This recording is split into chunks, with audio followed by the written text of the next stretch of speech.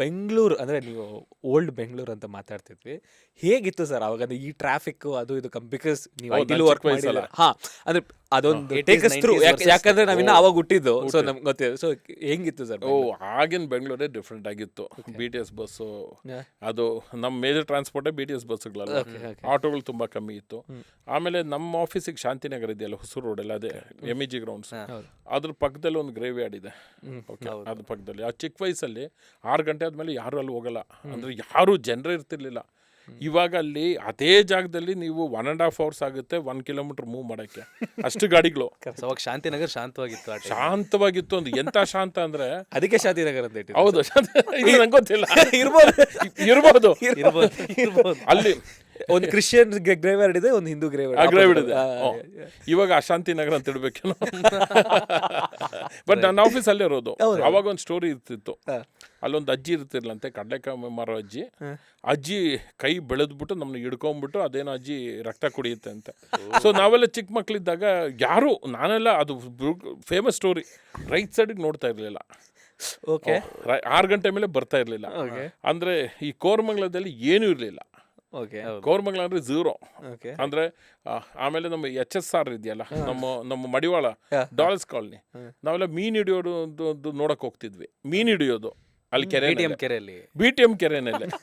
ಅಲ್ಲಾಗ cycle ಇದು ಬಾಡಿಗೆ ತೊಗೊಂಡು ಅಟ್ಲೆ ಸೈಕಲ್ ಬಾಡಿಗೆ ತೊಗೊಂಡು ಇದಿರುತ್ತಲ್ಲ, ಅದೇನೋ ಇದು ಅಕ್ಕಿ ಬೆಳಿತಾರಲ್ಲ, ಅದು ಸೆಂಟ್ರಿಗೆ ಒಂದು ಇದಿರುತ್ತಲ್ಲ ನಡಿಯಕ್ಕೆ, ಪ್ಯಾಡಿ ಫೀಲ್ಡ್ಸ್ ಮಧ್ಯ ದಾರಿ ಇರ್ತಲ್ಲ, ಅದ್ರಲ್ಲಿ ಸೈಕಲ್ ನೀವು ತಳ್ಕೊಂಡು ಹೋಗ್ಬೇಕು. ಪ್ಯಾಡಿ ಫೀಲ್ಡ್ಸ್ ಎಲ್ಲ ಇತ್ತ ಸರ್ ಅವಾಗ? ಆಗ ಬರೀ ಪ್ಯಾಡಿ ಫೀಲ್ಡ್ಸೇ. ಈ ಕಡೆ ಆ ಕಡೆ ಹೋದ್ರೆ ನೀರಿಗೆ ಬಿದ್ದೋಗ್ಬಿಡ್ತೀರಾ, ಅಂದ್ರೆ ಪ್ಯಾಡಿ ಫೀಲ್ಡ್ಗೆ ಬಿದ್ದೋಗ್ತೀರಾ. ಅದು ಫ್ರಮ್ ಕ್ರೈಸ್ಟ್ ಕಾಲೇಜಿಂದ ಕೆಳಗೆವರೆಗೂ ಹಾಗೆ ತಾವರೆಕೆರೆ ಹಾಗೆ ಅಂತ ಹಾಗೆ ಇದುವರೆಗೂ. ಈ ಕಡೆ ಹೋದ್ರೆ ಈ ಕಡೆ ಏನಿಲ್ಲ. Saint John's hospital was like ನೀವೇನೋ ಪಿಕ್ನಿಕ್ ಹೋದಂಗೆ.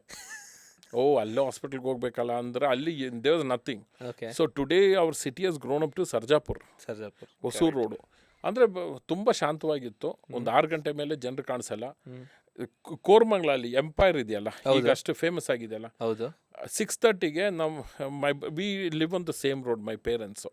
ಆಗ ನಮ್ಮ ಬ್ರದರ್ಗೆ ಯಾರೋ ನಿಲ್ಲಿಸ್ಬಿಟ್ಟು ಪರ್ಸೆಲ್ಲ ಕಿತ್ಕೊಂಡಿದ್ದಾರೆ. ಆಗ ನಮ್ಮ ಮನೇಲಿ ರೂಲ್ ಇತ್ತು, 6:30 ಮೇಲೆ ಯಾರು ಮನೆಯಿಂದ ಹೋಗ್ಬಾರ್ದು ಅಂತ. ಈಗ ಅದೇ ಕೋರಮಂಗಲ ಬೆಳಗ್ಗೆ 6:30ವರೆಗೂ ಎಲ್ಲರೂ ನಡೀತಾ ಇರ್ತಾರೆ. ಅದೇ ಎಂಪೈರ್ ರೋಡ್ ಡೌನ್ನಲ್ಲಿ ಏರಿಯಾನಲ್ಲಿ.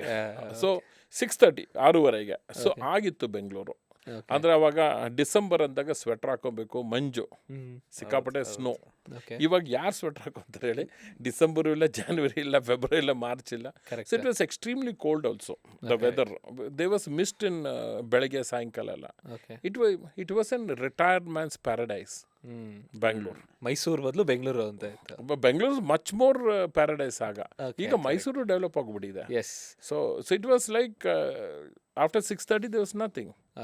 ಇದ್ದಿದ್ದು ಒಂದೇ ಟಿವಿ ಚಾನಲ್ ಅಲ್ವಾ, ಚಂದನ.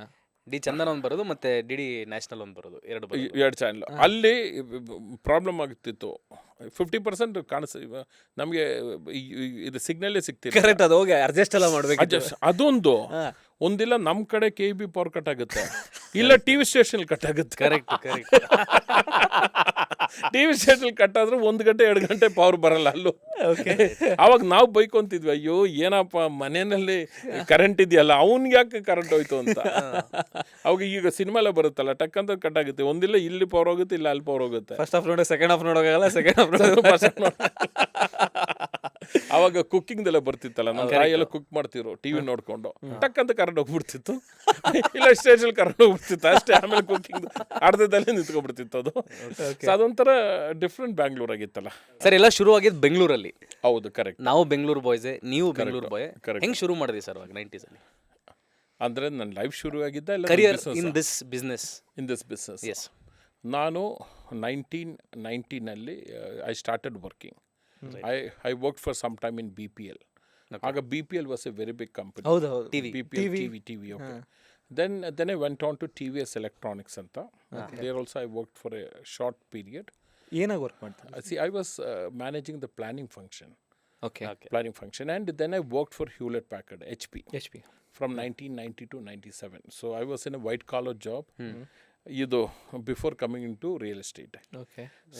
So I was working from the same thing. ನೀವು ಹೇಳ್ತಿರಲ್ಲ 9:30 to 6:30 job, 9 to 5. 9 to 5, 9 to 9 to 6. 5. ಅವಾಗೊಂದು ಪ್ರಿವಿಲೇಜ್ ಇತ್ತು. ಅವಾಗ ಮಲ್ಟಿನ್ಯಾಷನಲ್ ಕಲ್ಚರ್ ಜಸ್ಟ್ ಸ್ಟಾರ್ಟ್ ಆಗಿತ್ತು. Multinational American companies, Okay. ಅಂದರೆ new gen software and things like that. So HP had a 5-day week. Oh super. So 6th and 7th day, Saturday and Sunday was enjoyment day. Okay. ನಮಗೆ ಬೆಳಗ್ಗೆ flexi time ಕೊಡ್ತಿದ್ರು. So ಆ ಒಂದು facility ಇತ್ತು. So I have enjoyed both the working life, business life, entrepreneur life.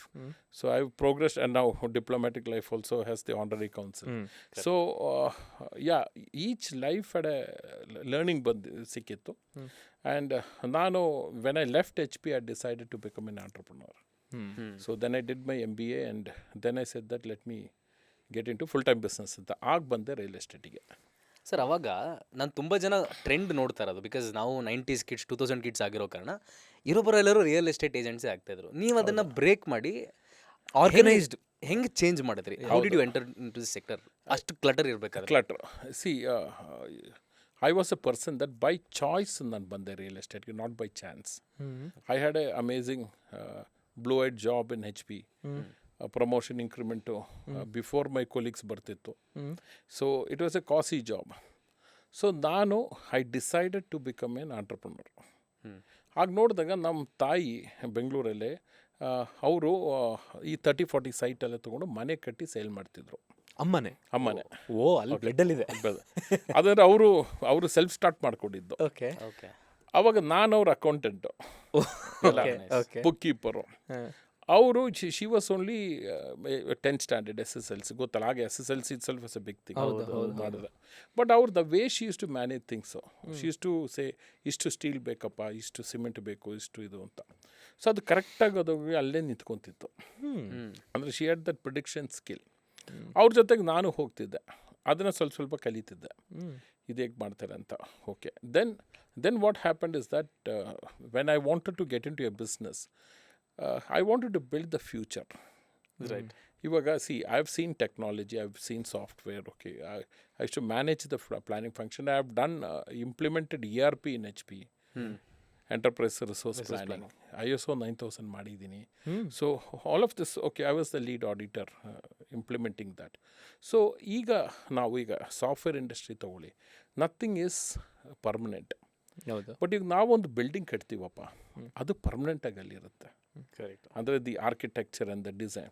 So I wanted to create something which will stay there for longer time, forever ಅಂತ ಹೇಳ್ಬೋದು. 100 years, more than 100 years. ಇವು ನಾವು if you go to Europe or anywhere or any places, the building stand beyond the technology.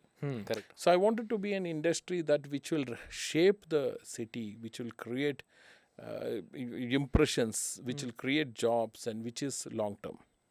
So roti, kapda, makan, these three things will never go away from this world.